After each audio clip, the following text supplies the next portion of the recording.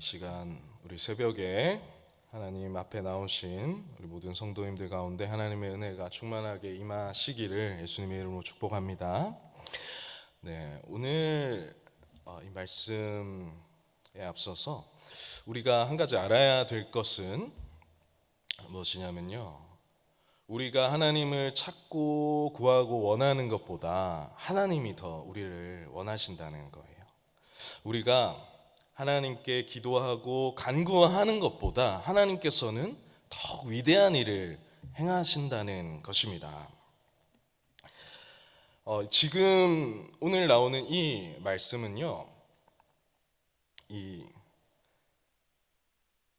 사도행전 1장 8절에 오직 성령이 너에게 임하시면 너희가 권능을 받고 예루살렘과 온 유대와 사마리아와 땅끝까지 이르러 내 증인이 되리라 말씀하셨는데, 지금 사마리아까지 복음이 전달됐고 이제 땅끝으로 가야 되는 그러한 기점에 있습니다. 사도행전 10장 말씀은 그 기점에 지금 있는데요, 그런데 지금 사울이 부름을 받았고요, 그렇다면 사울이 바로 복음을 전하러 땅끝까지 가야 되는 것이 나오지 않고 베드로가 지금 나옵니다. 10장 말씀에 보면은 베드로는 유대인의 사도입니다. 유대인의 사도인데요, 그러니까 공식적으로 유대인이 이방인에게 복음을 전하고 복음이 땅끝까지 전해지기 위해서는 어떠한 공식적인 이러한 시점이 필요한 것인데요, 왜 그러냐 하면은 유대인에게 있어서는 이방인에게 복음을 전한다는 것은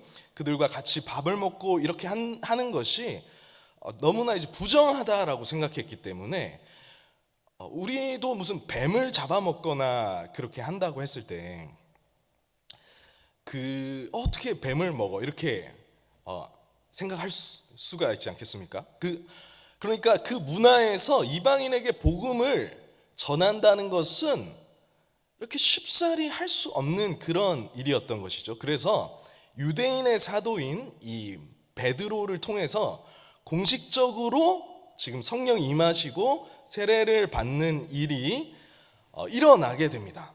자, 그것 또한 베드로가 아무리 예수님의 제자고 성령에 충만하다고 해서 잘 할 수 있는 것이 아니었습니다. 그래서 하나님께서는 어떠한 특별한 방법을 사용하셔서 이 베드로를 이끌어 주시고 그 상황 자체를 이끌어 가셨습니다.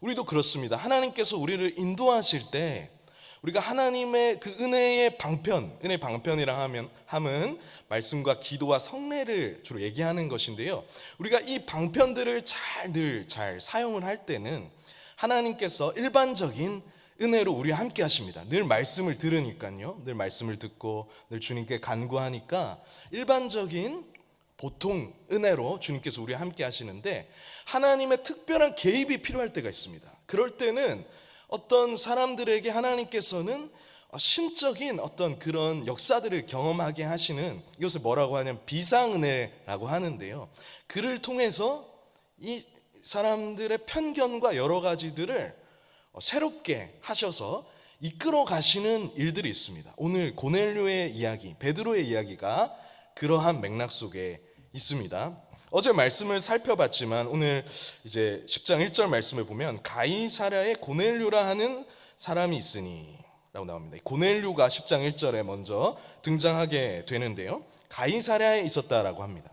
우리 어제 말씀을 배웠지만 가이사랴라는 곳은 이 로마의 이렇게 헤롯이 이렇게 헌상을 했다고 해야 되나요? 헤롯에게 잘 보이기 위해서 가이사, 로마의 그 황제 이름, 황제를 뜻하는 것이죠. 그래서 가이사랴라는 그곳에, 그러니까 이 로마의 어떤 통치구에 고넬료라는 사람이 있었는데, 이달리아 부대라 하는 군대의 백부장이나 이탈리아 이 지역이라고 생각하시면 됩니다. 이 군인이 있었는데 이 사람은 이방인입니다. 그렇죠? 로마의 백부장이죠. 2절 말씀 우리가 확인하면은 그가 경건하여 온 집안과 더불어 하나님을 경외하며 백성을 많이 구제하고 하나님께 항상 기도하더니, 이렇게 말씀합니다. 이 이방인인 고넬료는 하나님을 경외하는 사람이었고 하나님께 항상 기도하던 사람이었어요. 이 사람에게는 무언가 갈증이 있었고 하나님을 향한 더 높은 단계로 나아가고자 하는 그런 마음이 있었습니다. 그래서 무언가 더 하나님을 잘 섬기기를 갈망하고 있었는데요. 하나님께서는 이 고넬료를 보시고 무언가 새로운 일을 행하셨습니다. 고넬료에게 갈증이 있는 것 같지만, 고넬료가 하나님을 찾고 기도하고 경외하는 것 같지만, 실은 하나님께서 앞서서 일하고 계십니다. 하나님께서 고넬료가 갈증을 가지고 기도하고 하나님을 경외하는 것보다 하나님께서는 이 고넬료를 더 원하세요. 이 고넬료가 복음을 듣고 그리스도인으로 거듭나기를 바라시는 분은 고넬료 자신보다 하나님이신 것입니다. 그래서 이 말씀에 보시면 하나님께서 인간이 뛰어넘을 수 없는 그런 장벽들을, 환상이 나오고 막 그러거든요. 그러니까 그 장벽들을 하나님 주도적으로 이끌어 가셔서 그것을 뛰어넘게 하시는 그런 여정입니다. 그래서 고넬료에게 그 문제를 해결하시기 위해서 준비하셨고, 환상 중에 하나님의 사자를 만나게 됩니다. 내 기도와 구제가 하나님 앞에 상달됐다, 기억하신 바가 되었으니, 이렇게 성경에서 표현하지만 실은 하나님께서 복음에 대한 갈증을 주시고 그렇게 이끌어 가신다는 것이죠. 이 과정을 하나님께서 주도하시고 이끌어 가십니다. 그래서 이 천사를 만나서 3명의 사람을, 어디에 있습니까? 요바에 있는 베드로, 그러니까 이 가이사랴와 요바는 약 48km 정도 거리가 있다라고 합니다. 가이사랴 실제로 우리가 지금 뭐 지명들을 다 어제 확인을 했죠. 요바와 거리 지도를 통해서 우리가 다 확인할 수가 있었는데, 이곳에 있는 베드로에게 사람을 보내라, 이렇게 얘기를 한 것입니다. 그래서 하나님의 섭리 가운데 이 베드로와 고넬료가 만나게 됩니다. 자, 5절 말씀 우리 한번 같이 읽어보시죠. 시작. 내가 지금 사람들을 요바에 보내어 베드로라 하는 시몬을 청하라. 아멘. 하나님께서 기도하는 고넬료에게 나타나셔서 사람들을 요바에 보내라. 3사람을 그래서 보냈어요. 그러니까 이제 베드로가 어떻게 하고 있었냐면은, 자, 우리가 보시면 하나님의 섭리라는 것은 굉장히 입체적이라는 것을 알 수가 있어요. 우리가 기도를 하고 하나님께 어떠한 하나님의 은혜를 받는 것이지만, 동시에 하나님께서는 시공간을 초월하셔서 역사하시는 것이죠. 그래서 고넬료는 지금 하나님께 기도하고 그 환상을 보고 사람을 보내는 동안에 하나님께서는 또 베드로에게 역사하셔서 말씀을 하고 계셨던 것이죠. 자, 이것을 우리가 입체적으로 볼 수 있어야 됩니다. 그래서 하나님의 섭리 중에 이 베드로가 어떻게 하고 있는가, 우리가 읽으신 말씀에 이렇게 쭉 확인할 수가 있는데요. 베드로가 굉장히 이제 10절 말씀에 보면은 시장했습니다. 배가 고팠어요. 배가 고파서 사람들이 이제 그 음식들을 준비하고 있었습니다. 근데 그때 황홀한 중에 이렇게 나오고 있습니다. 11절 말씀을 보면 하늘이 열리며 한 그릇이 내려오는 것을 보니, 이 베드로도 하나님께 기도할 때 어떠한 황홀한 중에 환상을 보게 된 것이죠. 그래서 부정한 짐승, 유대인들이 먹어서는 안 되는 그 짐승을 잡아 먹어라 하면서, 유대인의 음식법 코셔라고 하죠. 음식법에 있는 그 먹어서는 안 되는 부정한 것들을 먹으라고 하니까, 아까 제가 뱀 이야기를 드렸는데 이것을 먹을 수가 없잖아요. 이거 부정한 것입니다. 이렇게 이야기를 하나님께 드린 것이죠. 근데 이게 몇 번 나타나냐면은 16절 말씀에 보시면은 이런 일이 3번 나타났습니다. 그러니까 하나님께서 확실하게 베드로가 인식할 수 있도록 보여줬던 것이죠. 그래서 베드로가 하늘문이 열리고 배가 고파서 막 잡아 먹으려고 했는데 먹어서는 안 되는 부정한 음식, 저는 이것을 먹을 수가 없습니다라는 그 환상 가운데 있었습니다. 그리고 베드로의 입장에서는 베드로가 본 바 환상이 무슨 뜻인지 17절 말씀 이렇게 말씀합니다. 속으로 의아해 하더니, 속으로 이 환상이 무슨 뜻인가? 왜 하나님께서는 부정한 음식을 잡아 먹으라고 하는가? 라고 그런 의아해 할 때 그 세 사람이 이르게 된 것입니다. 고넬료가 보낸 세 사람이 이르러서 베드로와 만나게 된 것이죠. 그래서 기도하는 가운데 하나님의 이 섭리를 경험하고 이런 만남들이 있게 되는 것입니다. 그러자 성령께서 이렇게 말씀하십니다. 20절 말씀에 일어나 내려가 의심하지 말고 함께 가라. 내가 그들을 보내었느니라 하시니, 하나님께서 먼저 베드로에게 황홀한 중에 말씀을 하셨고 그것에 대해서 이것이 주님 무슨 뜻입니까? 궁금할 때에 그 사람들이 도착했습니다. 그럴 때 베드로는 이 사람들과 함께 가야 되나 할 때 지금 누가 주도해서 이끌어가고 계시죠? 하나님께서 주도하시는 것이죠. 일어나 내려가 의심하지 말고 함께 가라. 그들을 보내었느니라. 성령께서 이 일을 주관하시는 분은 성령님이신 것을 알 수 있습니다. 사도행전 전체의 이 복음 전파의 과정을 성령께서 주도하시고 인간이 넘을 수 없는 그러한 벽들을 성령 하나님께서 인도하셔서 이끌어가고 계시는데, 우리가 그 기도하는 중에 하나님의 섭리를 경험할 수 있다는 것이죠. 하나님을 경외하고 하나님께 기도하고 간구하는 중에 하나님의 섭리를 통해서 하나님의 사람들을 만나게 된다는 것입니다. 그를 통해서 하나님께서는 합력하여서 우리에게 선을 이루게 하시고 하나님의 뜻을 이뤄가시는 것이죠. 인간적인 생각으로는 할 수가 없는 것이죠. 하나님께서 주도적으로 환상을 보여주시고 기도할 때 말씀하여 주시고 성령께서 이렇게 비상은혜로 함께하여 주실 때 인간이 넘을 수 없는 그러한 편견과 벽을 넘게 됩니다. 그래서 사람들과 함께 이동을 하게 되고요. 그리고 고넬료와 베드로가 마침내 만나게 됩니다. 자, 이전에 고넬료는 하나님의 사자인 천사를 통해서 이 특별한 하나님의 인도하심을 받고 나서 사람을 보내게 되잖아요. 그래서 이 세 사람과 함께 베드로가 도착했을 때 고넬료는 엎드려서 절을 하게 됩니다. 베드로에게. 이거는 이방인의 어떤 숭배 방식이라고 할 수 있어요. 이방인의 숭배 방식으로서. 그리고 그 전에 천사를 만났기 때문에 일단 엎드려서 절을 하니까 베드로가 뭐라고 대답을 했죠? 베드로가 나도 사람이라 하면서 이렇게 말을 하게 됩니다. 그래서 이제 베드로와 고넬료가 하나님의 섭리 가운데 만나게 되었습니다. 그리고 베드로가 이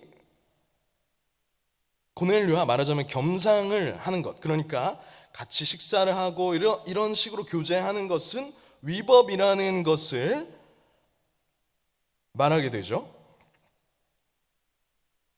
그러면서 자기가 어떻게 오게 됐는지 서로 만나서 이야기를 하게 됩니다.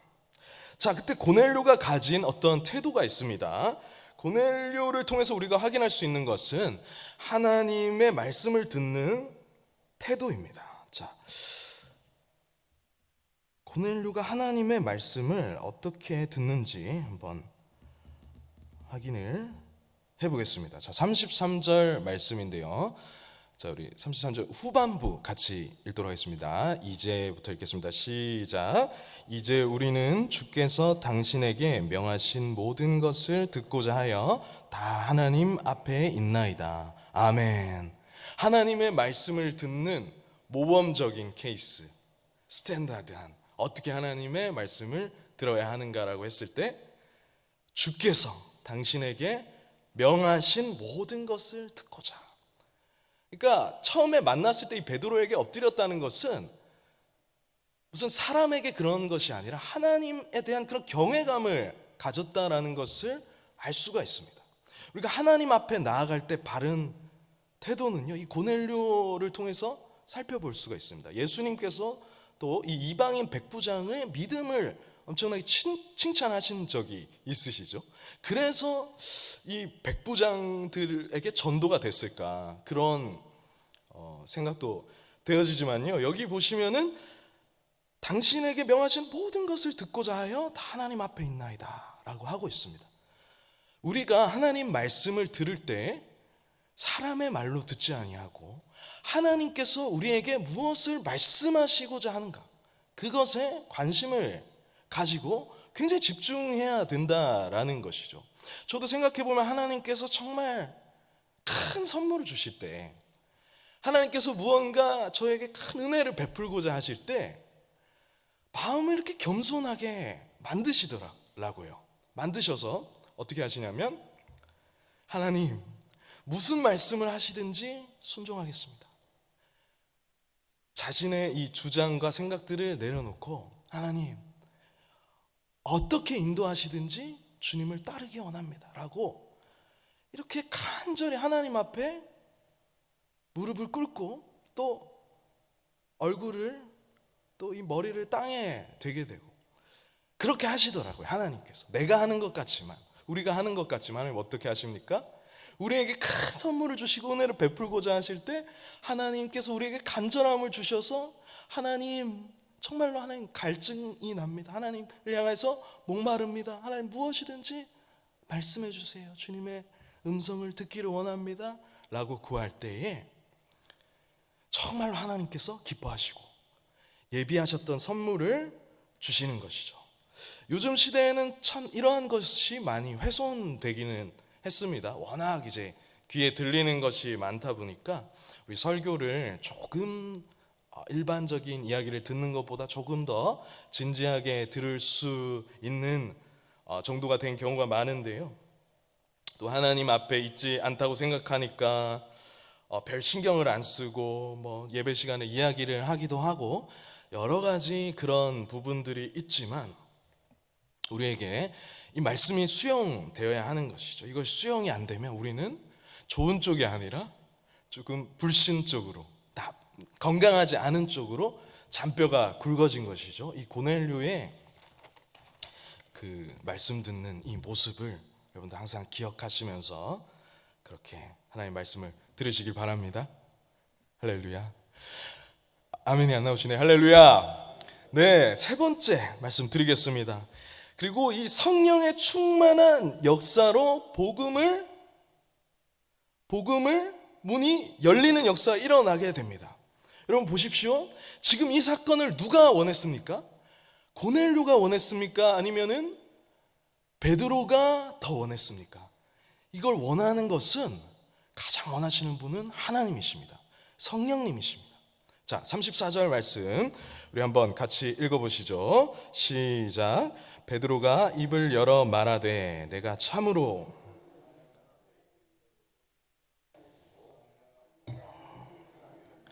의를 행하는 사람은 다 받으시는 줄 깨달았도다. 아멘. 이제 베드로가 이제 하나둘씩 깨닫게 되는 것이죠. 이 사람의 33절 말씀에 다음에 나오는 말씀이지 않습니까? 이 고넬료의 태도를 보니까 예수님이 그 이방인 백부장을 기뻐하신 것과 같은 어떤 그런 모습이 오버랩됩니다. 아니, 이 사람에게 이런 큰 믿음이 있는가 라면서 굉장히 칭찬을 하셨죠. 그리고 고넬료의 태도를 보고 이 사람에게 이런 믿음이 있는가. 베드로도 하나님께서 이 사람을 받으시는구나. 그래서 이제 경외자로서 있었지만 이 사람에게 하나님께서는 복음의 수여자가 되게 하시는 것입니다. 베드로는 유대인의 사도입니다. 그리고 사울이 이방인의 사도로 부름을 받았어요. 그런데 공식적인 문이 열려야 되는 이 상황 속에서 고넬료가 나온다는 것입니다. 굉장히 중요한 시점에서 이방인 고넬료가 나타난다는 것이죠. 그래서 이 사람에게 예수 그리스도의 복음을 전하게 됩니다. 그래서 이 말씀에 화평의 복음을 전하자 36절부터 쭉 이제 예수 그리스도의 복음을 전합니다. 43절까지 나사렛 예수에게 성령과 능력을 기름 붓듯 하셨음에 쭉쭉쭉 나와서 죽고 부활하시고 우리에게 말씀하셨다. 이렇게 말씀이 나온 다음에 그의 이름을 힘입어서 우리가 죄사함을 받는다는 복음을 전했습니다. 자, 여기 36절부터 43절까지 말씀은 마가복음의 축소판이라고 할 수 있습니다. 왜 그러냐면요, 마가복음을 우리가 사도행전 전에 우리가 함께 살펴봤는데, 마가는 이 베드로의 대필자입니다. 마가는 베드로의 제자라고 할 수 있어요. 그래서 베드로가 알려주고 마가가 그것을 기록했다라고 사람들은 추정하고 있습니다. 그래서 이 내용 자체는 마가복음의 내용이다 라고 하는 것이 일반인데요. 그래서 예수 그리스도의 복음을 이렇게 전했습니다. 그로 말미암아 죄사함을 받는다. 유대인들이 예수를 죽였지만 기다리던 그 메시아, 우리를 심판할 마지막 날에 죽은 자와 살아있는 자를 심판하실 재판장, 만왕의 왕은 예수 그리스도시다. 그분을 믿으며 우리가 죄사함을 받는다고 이방인 고넬료에게 복음을 전했습니다. 일반적으로는 세례를 받고 성령이 내려오는데요, 하나님께서 얼마나 기뻐하셨냐면은 성령이, 여기 보면 순서가 성령이 먼저 내려옵니다. 44절 말씀인데요, 44절 말씀 같이 읽겠습니다. 시작. 베드로가 이 말을 할 때에 성령이 말씀 듣는 모든 사람에게 내려오시니. 자, 베드로가 이 말을 할 때 성령이 먼저 내려오는 거예요. 지금 말씀 전하는 내내 말씀드렸지만 이 베드로를 원하시고 고넬료를 원하시고 이방인 가운데 땅끝까지 복음을 전하기를 가장 바라시는 분은 누구시냐면은 하나님이신 거예요. 그래서 하나님께서 이 고넬료의 모습과 베드로가 복음을 전하는 이 모습을 보고 성령이 내려오는 것입니다. 하나님께서 너무나 기뻐하시는 일들이 내려오고, 제목을 한번 보십시오. 이방인들도 성령을 받다.